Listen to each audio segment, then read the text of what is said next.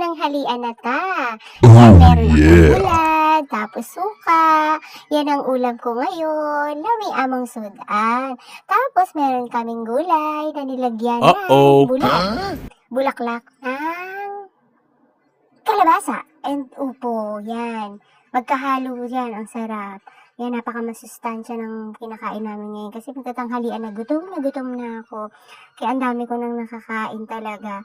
Kasi kanina pa ako makalam yung sikmura ko. Yan.